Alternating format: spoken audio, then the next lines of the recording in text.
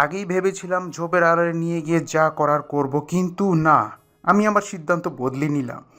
যা হবে সেই ভার্সিটির মাঠে সবার সামনে হবে, তৈরি থেকেও নিজের একান্ত ব্যক্তিগত জিনিসগুলো সবাইকে দেখানোর জন্য। এবারের মেসেজটা দেখে সৌমি কেঁদে ফেলেছে। প্রভা ওকে সান্ত্বনা দেবে নাকি নিজে শান্ত থাকবে কিছুই বুঝতে পারছে না। এরই মাঝে তৃতীয়বারের মতো ফোনে মেসেজের টুং শব্দটা বেজে উঠল। প্রভা ফোনটা হাতে নিয়ে দেখলো আবার ওই একই নাম্বার থেকে মেসেজ এসেছে। কাল ভার্সিটিতে এসো প্রভা, তোমার জন্য আমাদের ভার্সিটির মাঠে ফুলসজ্জার খাট তৈরি করে রাখবো। ভেবেছিলাম নিজেরা ব্যক্তিগতভাবে সবটা করব, কিন্তু তুমি যখন চাইছো না, তাহলে সবটা না হয় সবার সামনেই হোক। ইস, আমি আর কালকের জন্য না অপেক্ষা করতে পারছি না। তাড়াতাড়ি এসো কিন্তু কালকে। আর হ্যাঁ, কমলা রঙের জামা পরে এসো, ওটা তো তোমাকে বেশি মানায়। প্রভার মাথাটা এখন ঘুরছে। সৌমি প্রভার দিকে তাকাতেই বুঝতে পারলো যে ওর শরীরটা আবার খারাপ করছে। অতিরিক্ত টেনশনের কারণেই প্রভার জ্বর আসে। সৌমি প্রভার গায়ে হাত দিয়ে দেখলো আবারও গায়ে জ্বর উঠছে। এবারের টেম্পারেচারটা সৌমি প্রভার গায়ে হাত দিয়ে দেখলো আবারও গায়ে জ্বর উঠেছে। এবারে টেম্পারেচারটা আগের বারের থেকেও বেশি। সৌমি তাড়াহুড়ো করে প্রভাকে উঠিয়ে নিয়ে গিয়ে আবারও বিছানায় শুয়ে দিল।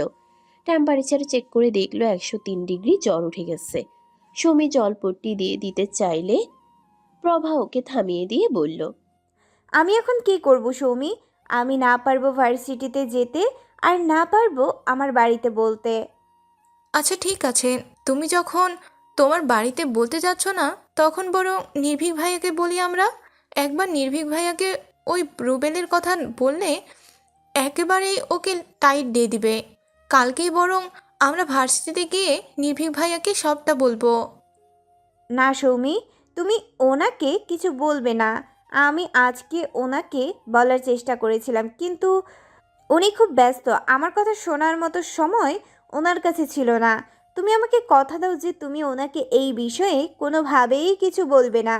কিন্তু প্রভা, ওনাকে বললে তো তোমাকে সাহায্য করতে পারতো বলো। না সৌমি, দরকার নেই। আমি বরং এই সপ্তাহটা ভার্সিটিতে যাব না। এক সপ্তাহের মধ্যে ওই ছেলেটাও ঠান্ডা হয়ে যাবে, চিন্তা করো না। সৌমি আর কিছু বলল না প্রভাকে। ব্যাপারটা একান্তই প্রভার। আর সে যখন চাইছে না নির্ভীককে জানাতে, তখন তার আগ বাড়িয়ে জানানোটা উচিত হবে না বলে সৌমির মনে হলো। আজকে প্রভা ভার্সিটিতে আসেনি। ভোরের দিকে জ্বরটা একটু কমেছে, তাও একেবারে ছাড়েনি। সৌমির রাতের বেশিরভাগ সময়টাই প্রভার মাথায় জলপট্টি দিয়ে দিয়েছে। আজকে ভার্সিটিতে একা আজকে ভার্সিটিতে একটা অ্যাসাইনমেন্ট জমা দেওয়ার লাস্ট ডেট। তাই সৌমি বাধ্য হয়েছে ভার্সিটিতে আসতে। না হলে সে প্রভাকে এই অবস্থায় একা রেখে আসতে কোনো মতেই রাজি ছিল না। সৌমি তাই ঠিক করেছে অ্যাসাইনমেন্টটা জমা দিয়ে আবার চলে যাবে। আজকে ক্লাস করবে না। সৌমি অ্যাসাইনমেন্ট জমা দিয়ে যখন বেরিয়ে যাচ্ছিল, তখনই ভার্সিটিতে প্রবেশ করছিল নির্ভীক আর নির্ভয়। সৌমি ওদেরকে খেয়াল না করলেও নির্ভয় সৌমিকে দেখতে পেয়ে ডাকলো। এই যমুনা সেতু, চলে যাচ্ছ কেন? ক্লাস ফাঁকি দিয়ে, হ্যাঁ? নির্ভয়ের কণ্ঠস্বর পেয়ে সৌমি থেমে যায়। সামনে তাকিয়ে দেখে নির্ভয় আর নির্ভীক দাঁড়িয়ে আছে। নির্ভয়ের তাকে যমুনা সেতু। বলি ডাকা একদম পছন্দ হয়নি। সৌমি তেতে উঠে নির্ভয়কে বলল, এই, আপনি আমাকে কি নামে ডাকলেন? আমি যদি যমুনা সেতু হই তাহলে আপনি হাওড়া ব্রিজ। নির্ভয় হাসি হাসি মুখ করে বলল, সুন্দরী মেয়ের মুখে গালি শুনলেও ভালো লাগে। তা প্রভা কোথায়? আজ একা যে আসেনি এখনো? প্রভার কথাটা শুনতেই সৌমির মনটা খারাপ হয়ে গেল।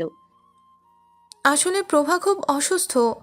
সৌমির মুখ থেকে প্রভার অসুস্থতার কথাটা শুনেই নির্ভীক যেন অস্থির হয়ে উঠল। সে উদ্বিগ্ন গলায় সৌমিকে জিজ্ঞেস করল, কি হয়েছে প্রভার? আসলে ভাইয়া, কাল রাত থেকেই না ওর খুব জ্বর। একবার তো টেম্পারেচার 103-এ উঠে গিয়েছিল। পরে ওষুধ টষুধ খাইয়ে জলপট্টি দিয়ে সকালের দিকে টেম্পারেচারটা একটু কমেছে। তাই আজকে ভার্সিটিতে আসেনি। নির্ভীক আবারও সৌমিকে প্রশ্ন করল, কালকেই তো ঠিক দেখলাম, হঠাৎ করে জ্বর এলো কেন? আসলে ভাইয়া, জানি না কালকে ওর কি হয়েছিল। ভার্সিটি থেকে ফেরার পর থেকেই শুধু কান্না করে গেছে। অনেকবার কারণ জিজ্ঞেস করেছি, কিন্তু কিছুই বলেনি। কাল দুপুরেও কিছু খায়নি, আর আগের দিন তো সারাদিনও কিছু মুখেও দেয়নি। পরে সকালে আমি জোর করে একটু খাইয়ে দিয়েছিলাম। আবার কাল দুপুরেও কিছু খায়নি। তারপরেই তো জ্বর চলে এলো। আমি জোর করে একটু খাবার মুখে দিয়ে ওষুধটা খাইয়ে দিয়েছিলাম। ভাইয়া আমি এখন আসি, বাসায় প্রভা একাই আছে। কথাটা বলেই সৌমি সেখান থেকে পালিয়ে চলে গেল এক প্রকার। প্রভার জ্বরটা তো কমেই গেছিল, কিন্তু রাতে রুবেল ফোন করার পর আবার বেড়ে গেছে।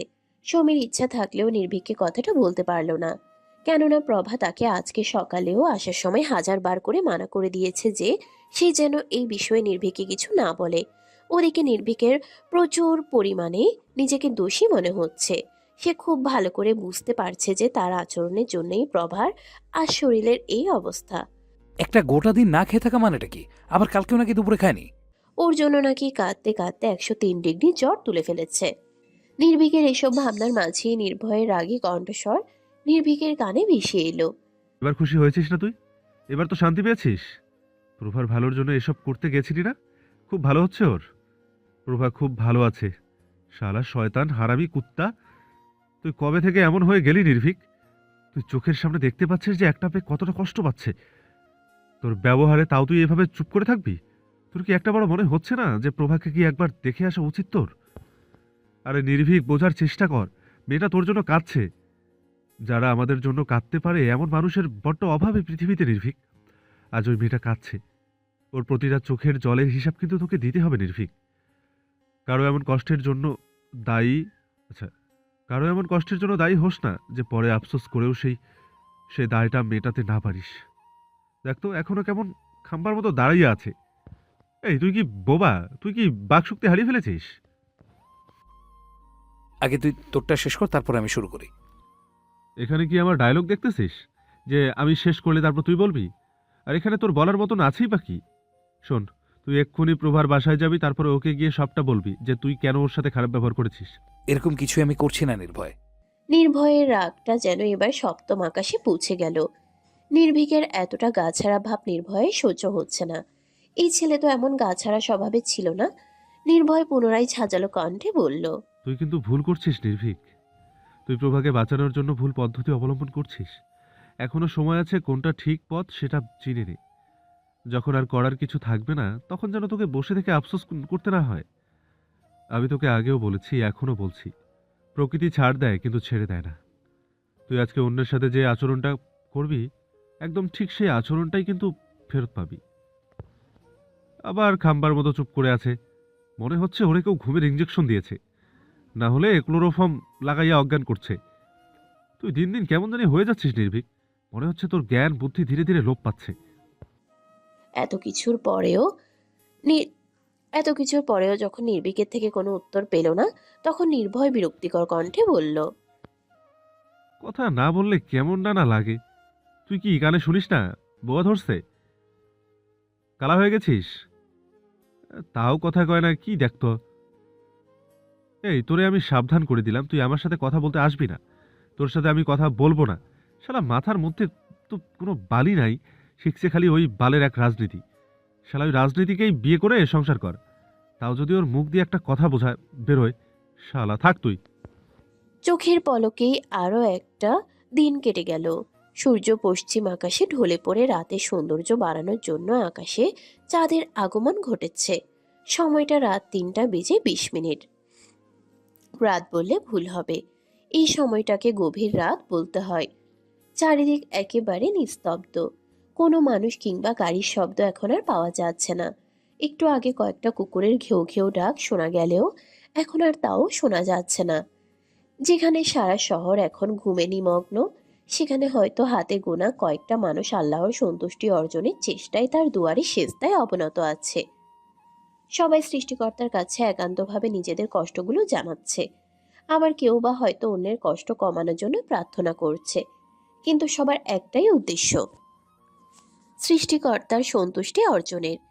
নির্ভীক নিয়মিত তাহাজ্জুদের নামাজ আদায় না করলেও যখনই কোনো বিপদে পড়ে কিংবা কি করবে সেটা বুঝতে অপারগ হয়, তখন আল্লাহর দরবারে তাহাজ্জুদের নামাজ আদায়ের মাধ্যমে আল্লাহর থেকে সাহায্য চায়।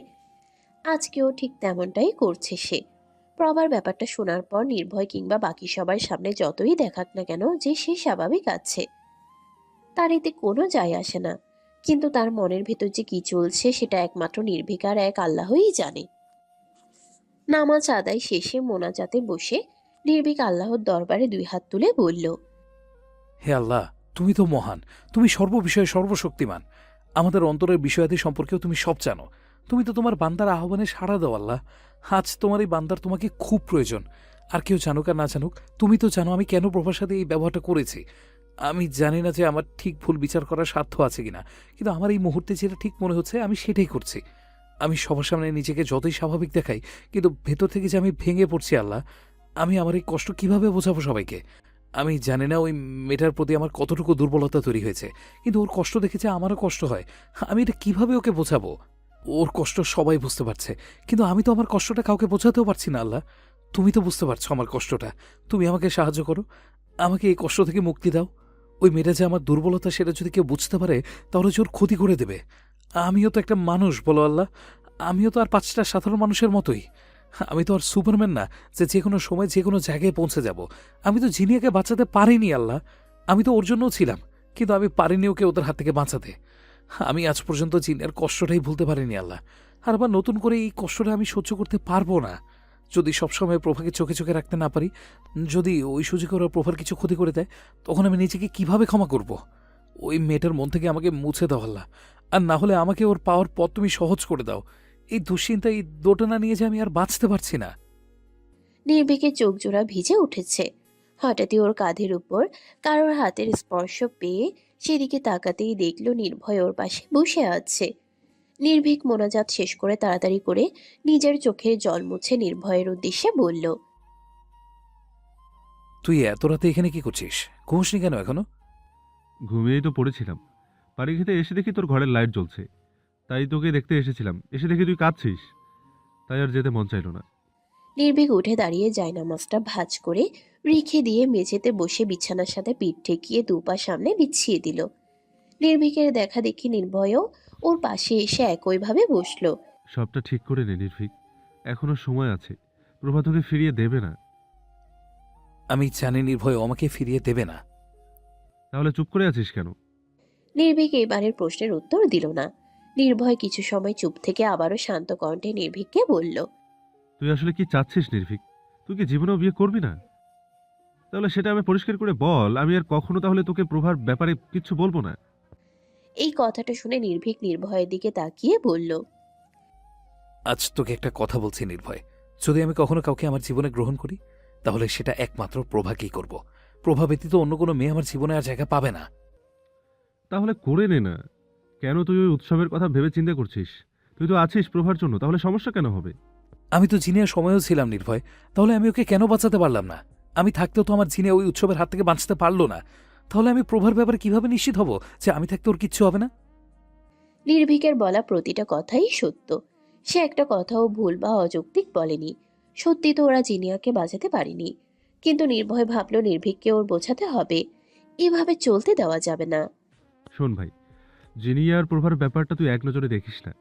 জিনিয়ার সাথে এমনটা হয়েছে বলে যে প্রভার সাথেও এমনটা হবে, তার কিন্তু কোনো মানে নেই। হয়তো আমাদের জিনিয়ার ভাগ্যে এটাই লেখা ছিল, কিন্তু প্রভার ভাগ্যে হয়তো এমনটা নেই। দেখ, ভবিষ্যতের কথা তো আমরা কেউ বলতে পারবো না, কিন্তু তাই বলে ভবিষ্যতে কি হবে সেটা ভেবে তো আর আমরা আমাদের জীবন থামিয়ে রাখতে পারবো না। জীবন যেমন থেমে থাকবে না, তেমনি জীবনকে গতিশীল রাখার জন্য যা যা আমাদের করণীয়, সে সকল কাজ আমাদেরকে করতেই হবে। তাই এত কিছু না ভেবে তুই বরং প্রভার ব্যাপারটা নিয়ে ভাব। নির্ভয়ের কথাটা শুনে নির্ভীক একটু হাসলো। হাসি হাসি মুখ করে নির্ভয়ের দিকে তাকিয়ে ওকে বলল, তুই যে আমাকে জীবন গতিশীল রাখার কথা বলছিস, নিজে কি করছিস? তুই নিজেও তো ওই এক জায়গাতেই আটকে আছিস। তোর কি মনে হয় তোর নতুন করে আবার সবটা শুরু করা উচিত না? প্রায় আধ ঘন্টা যাবৎ ভার্সিটির জন্য রেডি হয়ে রুমের মধ্যে পায়চারি করছে সমী।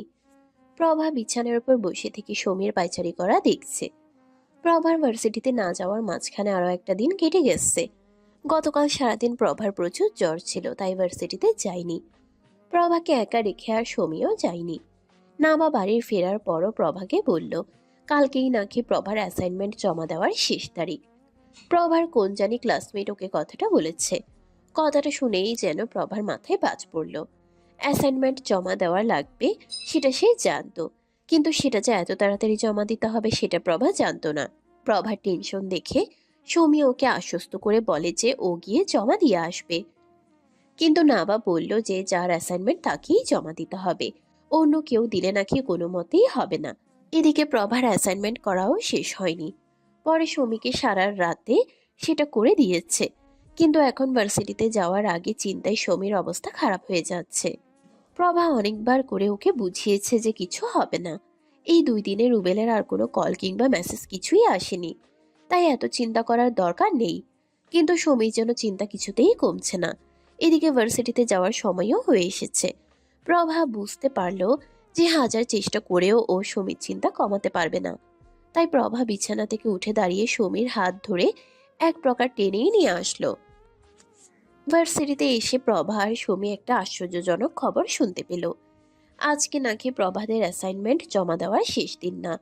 এখন প্রায় হাতে 1 সপ্তাহ সময় আছে। তাহলে নাবার ওই কথাটা বলার মানে প্রভা বা সমী কেউই ঠিক বুঝলো না।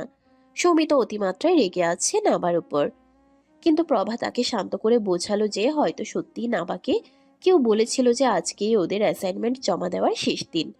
এদিকে ভার্সিটিতে আসার পর থেকেই প্রভা রুবেলকে কোথাও দেখতে না পেয়ে একটু যেন শান্তি পেল। মনে মনে ভাবলো যে হয়তো সত্যিই রুবেল তাকে ফাঁকা হুমকি দিয়েছিল। এই 2 দিনে ঠান্ডা হয়ে গেছে হয়তো। ক্লাস শুরু হতে এখনো বেশ কিছুক্ষণ সময় হাতে আছে দেখে প্রভা আর সমী মাঠে বসে থাকবে বলে ভাবলো। মাঠে বসে গল্প করার এক পর্যায়ে হঠাৎ প্রভার কানে কারো শীষ বাজানোর শব্দ এলো। প্রথমে প্রভা ব্যাপারটাকে অতটা গুরুত্ব না দিলেও ধীরে ধীরে শব্দ একেবারে তার কানের কাছে অনুভূত হলে সে দ্রুত গতিতে পিছনে তাকায়। প্রভার তাকানো দেখে সমীও পিছনে তাকায়। পিছনে তাকাতেই দেখলো রুবেল একেবারে প্রভার ঠিক পিছনেই বসে আছে। প্রভা তৎক্ষণাৎ বসা থেকে উঠে দাঁড়ায়। প্রভার দেখা দেখি সমীও উঠে দাঁড়ায়। সমী প্রভার থেকে রুবেলের নাম শুনলেও কখনো ওকে সামনে থেকে দেখেনি, তাই ঠিক নিশ্চিত হতে পারলো না যে এটাই রুবেল কিনা। প্রভার কানের কাছে এসে নিচু কণ্ঠে বলল, এটা কি রুবেল? প্রভা শুধু মাথা নাড়িয়ে সমীকে হ্যাঁ। বোঝালো। সাথে সাথে সমীর গলাটা যেন শুকিয়ে গেল। সমী সেখানে আর এক মুহূর্ত না দাঁড়িয়ে থেকে দৌড় লাগালো।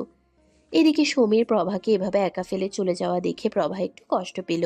আজ 2 দিন যাবৎ মেয়েটা তাকে কত সাহস দিল, অথচ প্রয়োজনের সময় এভাবে পালিয়ে গেল। এদিকে প্রভার ভয়ে চুপসে যাওয়া মুখটা দেখে রুবেল সহ ওর সাথে থাকা আরো 4টে ছেলে জোরে জোরে হাসতে লাগলো। প্রভার এখন তীব্র মাত্রায় ভয় করছে। রুবেল হাসতে হাসতে প্রভার দিকে এক পা করে এগিয়ে আসতে নিলে প্রভাও এক পা করে পিছিয়ে যেতে লাগলো। প্রায় 5 মিনিট পর আবারও সমী দৌড়াতে দৌড়াতে আসলো। সমীকে দেখে প্রভার মনে যেন একটু হলেও সাহস আসলো।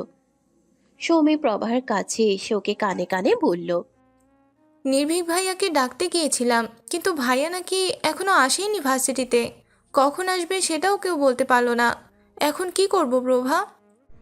এই যে মেয়ে, মধ্য থেকে সরে দাঁড়াও। রুবেলের কথা শুনে সমীর ভয় হলেও প্রভার কাছ থেকে সরল না। এদিকে রুবেল হঠাৎ করে প্রভার হাতটা ধরে নিজের দিকে টান দিল। অল্পের জন্য প্রভার দেহ রুবেলের দেহের স্পর্শ পেল না। প্রভা নিজের হাতটা ছাড়ানোর জন্য সর্বোচ্চ পর্যায়ে চেষ্টা করছে। রুবেল দাঁতে দাঁত পিষে বলল, অনেকবার ভালো করে তোমায় বুঝিয়েছিলাম কিন্তু তুমি শুনলে না। বলেছিলাম না কতদিন বাড়িতে বসে থাকবে? আমার সামনে তো তোমায় পড়তেই হলো। এখন তোমায় কে বাঁচাবে সোনা? প্রভার হাত পা ভয়ে কাঁপছে। ওর মনে একটাই কথা চলছে, এই জানোয়ারটা যদি সত্যি ওর সম্মানে হাত দেয় তখন প্রভা কি করবে। প্রভার এখন মনে হচ্ছে যে ওর নাবার কথা শুনে ভার্সিটিতে আসাই উচিত হয়নি। না ও নাবার কথা শুনে ভার্সিটিতে আসতো, আর না এই রুবেল ওর দেখা পেত। সমী অনেক সাহস সঞ্চয় করে কাঁপা কাঁপা গলায় রুবেলের উদ্দেশ্যে বলল, প্রভার হাত ছেড়ে দিন, ভালো হবে না কিন্তু। আমি কিন্তু চিৎকার করব এবার। সমীর কথা শুনে রুবেলের সাথে আসা 2টো ছেলে ওর দিকে এগিয়ে গিয়ে বিশ্রী একটা হাসি দিয়ে বলল, চিৎকার করবে তাই না? দেখি তোমার কথা শুনে কে আসে তোমার বান্ধবীকে বাঁচাতে। এদিকে রুবেলের হাতের বাঁধন ধীরে ধীরে আরো শক্ত হচ্ছে। মনে হচ্ছে প্রভার হাতটা এখন ছিঁড়ে ফেলবে। ব্যথায় প্রভার চোখে পানি চলে এসেছে, কিন্তু রুবেলের যেন প্রভাকে দেখে একটুও মায়া হচ্ছে না। হবেই বা কি করে, মানুষ হলে তো মায়া হবে। এদিকে রুবেলের এক হাত শক্ত করে প্রভার হাত আঁকড়ে থাকলেও আর এক হাত দিয়ে ধীরে ধীরে প্রভার গালে সে স্লাইড করতে লাগলো। প্রভা নিজের অন্য হাত দিয়ে এক ঝটকায় রুবেলের সেই হাতটা সরিয়ে দিল। এই কাজে যেন রুবেলের হিংস্রতা আরো বেড়ে গেল। রুবেল এবার প্রভার দুটো হাতই শক্ত করে ধরে প্রভাকে নিজের দিকে টান দিল। দাঁতে দাঁত পিষে বলল, তোর এই তেজি আমাকে শেষ করবে। বলেছিলাম না তোকে, আমি ভার্সিটির মাঠে তোর জন্য ফুলসজ্জা খাট তৈরি করে রাখবো। এবার দেখ তোর কি অবস্থা আমি করি। এদিকে পিছন থেকে সমানে সমীর বলে চিৎকার শোনা যাচ্ছে। ওকে ছেড়ে দাও। মেয়েটার ইচ্ছে থাকা সত্ত্বেও প্রভাকে বাঁচানোর কোনো পথই খুঁজে পাচ্ছে না। পাবেই বা কিভাবে? দুটো ছেলে তো ওর সামনেও দাঁড়িয়ে আছে। সৌমিকে কোনো দিকে এগোতে দিচ্ছে না। রুবেল প্রভার মুখের দিকে তাকিয়ে একটা শয়তানি হাসি দিয়ে ধীরে ধীরে প্রভার ঠোঁটের দিকে এগিয়ে যেতে লাগলে প্রভা হঠাৎ করে একটা অবিশ্বাস্য কাজ করে ফেলল। প্রভা হাঁটু উঁচিয়ে রুবেলের তলপেটে সজোরে একটা আঘাত করতেই জোরে আর্তনাদ করে উঠে প্রভার হাত দুটো ছেড়ে দেয়। রুবেল এখনো নিজের পেট ধরে আর্তনাদ করে যাচ্ছে। সমীর সামনে থাকা দুটো ছেলে রুবেলের কাছে চলে এলে প্রভা সেই সুযোগে সমীর হাত ধরে সেখান থেকে দৌড় সমীর সামনে থাকা দুটো ছেলে রুবেলের কাছে চলে এলে প্রভা সেই সুযোগে সমীর হাত ধরে সেখান থেকে দৌড় দিতে নেয়। কিন্তু বাকি দুটো ছেলে আবারও ওদের পথ আটকে দাঁড়ায়। চারিপাশে অনেক মানুষ দাঁড়িয়ে থেকে শুধু মজা দেখছে। কারোর মনে একবারের জন্যেও ওদেরকে একটু সাহায্য করার ইচ্ছে জাগলো না। অবশ্য কে আর আগ বাড়িয়ে নিজের বিপদ ডেকে আনতে চাইবে? রুবেলকে সবাই চেনে। মেয়েদেরকে বিরক্ত করাই মনে হয় ওর জীবনের একমাত্র কাজ। এদিকে রুবেলের ব্যথা কিছুতে এদিকে রুবেলের ব্যথা কিছুটা কমে এলে সে প্রভার সামনে গিয়ে দাঁড়ায়। রুবেলের চেহারা যেন ক্রোধে একেবারে ফেটে পড়ছে। চেহারায় হিংস্রতা স্পষ্ট বোঝা যাচ্ছে। প্রভার এবার রুবেলের চেহারা দেখে প্রচন্ড ভয় করছে। বুঝতে পারছে না যে ও রুবেলকে মেরে কাজটা ঠিক করেছে নাকি ভুল করেছে। প্রভার এইসব ভাবনার মাঝেই রুবেল এক ঝটকায় প্রভার গা থেকে ওড়নাটা টেনে নিল। প্রভা যেন হতবিহ্বল হয়ে গেল রুবেলের এই কাজে। কোনো মতে নিজের ব্যাগটাকে সামনে ধরল। এদিকে সমী ভয়ে মুখে হাত দিয়ে কেঁদে ফেলেছে। প্রভা এবার অনুনয়ের কণ্ঠে রুবেলকে বলল, দেখুন, আপনি কেন বুঝতে চাইছেন না আমি আপনাকে পছন্দ করি না? কেন আমাকে বিরক্ত করছেন? প্লিজ আমার ওড়নাটা দিয়ে দিন। কথাটা বলেই প্রভা শব্দ করে কেঁদে ফেলল। একটা মেয়ে নিজেকে যতই শক্ত দেখাক না কেন, কিন্তু ব্যাপারটা যখন তার সম্মানের উপর লাগে এবং নিজেকে অত্যন্ত অসহায় মনে হয়, যাকে সাহায্য করার মতন কেউ নেই, শত চেষ্টা করেও যখন নিজের সম্মান রক্ষা করতে সমর্থক হয় না, তখন হয়তো তার কাছে কাঁদা ছাড়া আর কোনো উপায় থাকে না। প্রভার এখন ঠিক সেই অবস্থা। নিজের করুণ অবস্থায় তাকে সাহায্য করার মতন কেউ নেই। সবাই শুধু দেখছে আর মজা নিচ্ছে, কিন্তু কারো মনে এতটুকুও মানবিকতা জাগছে না যে মেয়েটাকে একটু সাহায্য করা দরকার এখন। হঠাৎই প্রভার চোখ জোড়া নির্ভীককে খুঁজতে লাগলো। সে জানে নির্ভীক যতই তার সাথে কথা না বলুক, কিন্তু তার এই বিপদে নিশ্চয়ই নির্ভীক এগোতো। কিন্তু প্রভার অশ্রুভরা চোখ জোড়া চারিদিকে তাকিয়েও কোথাও নির্ভীককে দেখতে পেল না। রুবেল প্রভার দিকে এগিয়ে আস্তে আস্তে বলল, বলেছিলাম না আমার খারাপ রূপটা দেখাতে বাধ্য করিস না, তোকে চিড়ে ফেলবো। ওড়নাটা তো আমি কষ্ট করে খুললাম, বাকিগুলো কি আমি খুলবো? আপনি কেন বুঝতে পারছেন না আমার কথা? আমি বলছি তো আমি আপনাকে পছন্দ করি না, তাও অযথা কেন আমার পেছনে পড়ে আছেন? আমি আপনার কি ক্ষতি করেছি বলুন তো? কয়েকদিন হলো ভার্সিটিতে এসেছি, প্লিজ আমাকে ছেড়ে দিন। ছাড়বে বলে তো তোমায় ধরিনি সোনা। প্রভার মনে হচ্ছে এই কথাগুলো শোনার থেকে তার হয়তো মরে যাওয়াই ভালো ছিল। শিকদার বংশের মেয়ে হয়ে যে তাকে কখনো পুরো ভার্সিটির সামনে এভাবে অপমানিত হতে হবে সেটা তার কল্পনার বাইরে ছিল। যদি তার বাড়ির সবাই জানতে পারে, তাহলে কত কষ্টই না পাবে তারা। প্রভার মা তো একেবারে অসুস্থ হয়ে যাবে। তার বাবা, বড় মামা, ছোট মামা সবাই কত ভরসা করে প্রভাকে এখানে পড়তে আসার অনুমতি দিয়েছিল, আর প্রভা কিনা নিজের পরিবারের সম্মানই রাখতে পারল না।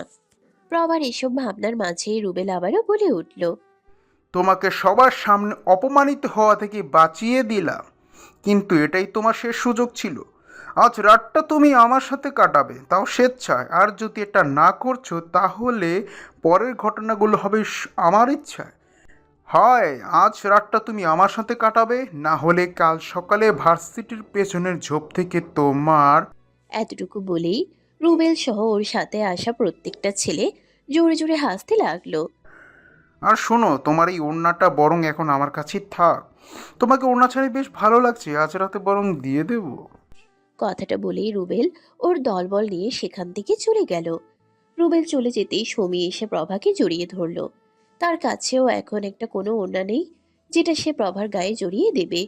সৌমিকে জড়িয়ে ধরেই প্রভা হু হু করে কেঁদে দিল। সৌমির কাছে প্রভাকে সান্ত্বনা দেওয়ার মতন কোনো কথাই নেই। কি বলি সান্ত্বনা দেবে মেয়েটাকে? যা হয়েছে তারপরে কি আর সান্ত্বনা কাজে লাগে?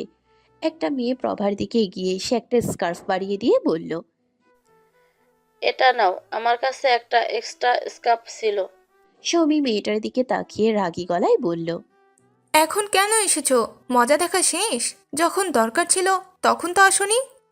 আমি এগিয়ে এসে কি করতাম বলো? আমি নিজেও তো একটা মেয়ে। যেখানে ভার্সিটির ছেলেরাই এগিয়ে আসছিল না, সেখানে আমি একা এসে কি করতাম বলো? মেয়েটা সৌমির কথা শুনে অসহায় কণ্ঠে বলল, মেয়েটার কথা ভুল না। সত্যিই তো যেখানে ভার্সিটির ছেলেরাই ওদেরকে সাহায্যের জন্য এগিয়ে আসেনি, সেখানে একটা মেয়ে হয়ে ও এগিয়ে এসে কি বা করতো। সৌমি আর কথা না বাড়িয়ে মেয়েটার কাছ থেকে স্কার্ফ নিয়ে একটা ধন্যবাদ জানালো। মেয়েটা হাসি মুখে সেখান থেকে চলে গেল। সৌমি প্রভাকে নিজের কাছ থেকে ছাড়িয়ে স্কার্ফটা প্রভার গায়ে জড়িয়ে দিল। সৌমি প্রভাকে নিয়ে ক্লাসে না গিয়ে একটা ফাঁকা রুমে বসালো। প্রভা এখনো কাঁদছে। সেই থেকে সৌমির সাথে একটা কথাও বলেনি। সৌমির এবার ভয় করছে। অতিরিক্ত দুশ্চিন্তার কারণে মেয়েটা জ্বর আসে। এখন এই দুশ্চিন্তার কারণে আবার যদি জ্বর আসে? প্রভা অস্ফুট স্বরে শুধু একবার বলল, পানি।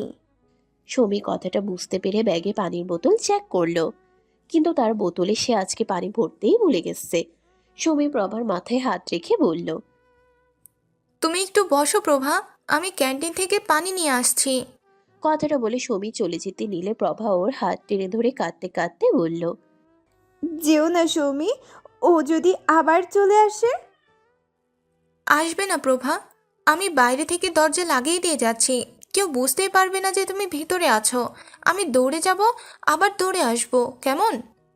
কথাটা বলেই সৌমি সেখান থেকে বেরিয়ে এসে বাইরে থেকে দরজাটা চেপে দিল। তারপর ক্যান্টিনের উদ্দেশ্যে দৌড় দিল। ভাইয়া তাড়াতাড়ি এক বোতল ঠান্ডা পানি দিন, তাড়াতাড়ি দিন ভাইয়া। আরে যমুনা সেতু, এত তাড়াহুড়ো করছো কেন? গলায় কি খাবার আটকে গেছে নাকি? নির্ভয়ের কথা শুনে সৌমি পাশে তাকাতেই দেখলো ও দাঁড়িয়ে আছে। এদিকে দূর থেকে সৌমিকে দেখতে পেয়ে নির্ভীক ওদের দিকে এগিয়ে এসেছে। নির্ভয়ের কথা শুনে সৌমির রাগ হলেও আজকে কোনো উত্তর সে দিল না। পরে সময় করে দিয়ে নেবে, পরে সময় করে দিয়ে দেবে। এখন সৌমির ঝগড়া করার মতো কোনো ইচ্ছেই নেই। নির্ভয় সৌমিকে চুপ থাকতে দেখে একটু অবাক হলো। মেয়েটার চোখ মুখের অবস্থাও ঠিক লাগছে না, মনে হচ্ছে কান্না করেছে।